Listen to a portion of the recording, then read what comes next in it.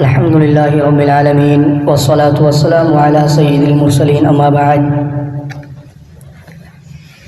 بستر، پتھر، کپڑے، درہم و دینار اور تکیہ وغیرہ پر جاندار کی تصویر بنانے کی ممانعت، اسی طرح دیوار، چھت، پردے، عمامے اور کپڑے وغیرہ پر تصویر بنانے کی حرمت اور تصویروں کو ضائع کرنے کا حکم کے تعلق سے، اس بات کے تعلق سے عن عائشہ رضی اللہ عنہ قالت قدم رسول اللہ صلی اللہ علیہ وسلم من سفر وقد سترت صحوة لي بقرام فيه تماثيل فلما رآه رسول الله صلى الله عليه وسلم تلون وجهه وقال يا عائشة أشد الناس عذابا عند الله يوم القيامة الذين يضاهون بخلق الله قالت فقطعناه فجعلنا منه وسادة أو وسادتين متفق عليه۔ القرام بكسر القاف هو الستر والسهوة بفتح السين المهملة وهي الصفة تكون بين يدي البيت وقيل هي الطاق النافذ في الحائط۔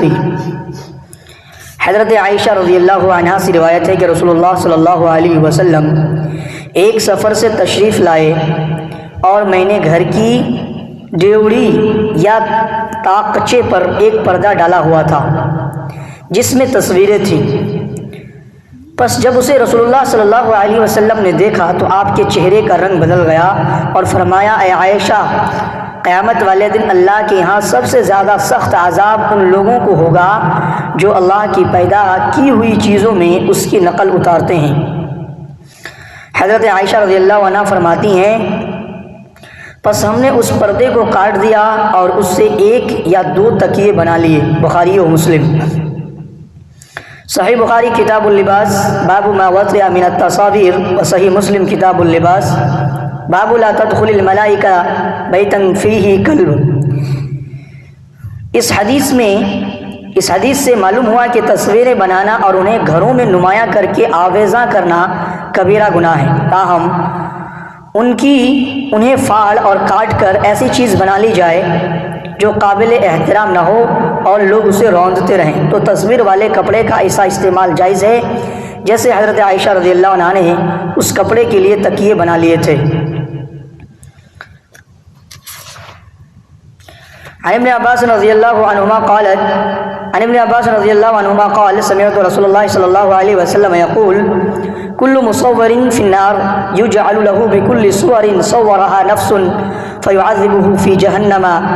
قال ابن عباس فإن كنت لا بد فاعلا فاصنع الشجرة وما لا روح فيه متفق عليه۔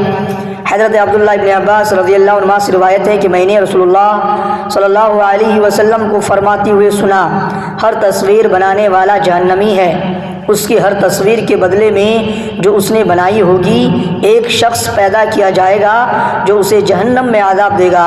حضرت ابن عباس رضی اللہ عنہما نے فرمایا بس اگر تم نے تصویر ضرور ہی بنانی ہو تو درخت کی اور ایسی چیز کی تصویر بناؤ جس میں روح نہ ہو۔ بخاری و مسلم۔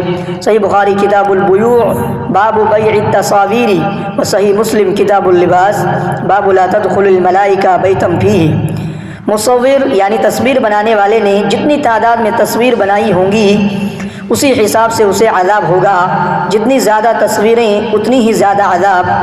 اس میں شادیوں اور جلسوں وغیرہ کی ویڈیو فلمیں بنانے والوں کے لیے سخت وعید ہے کہ وہ بیک وقت سینکڑوں، ہزاروں اور بعض دفعہ لاکھوں آدمیوں کی تصویریں بنا لیتے ہیں۔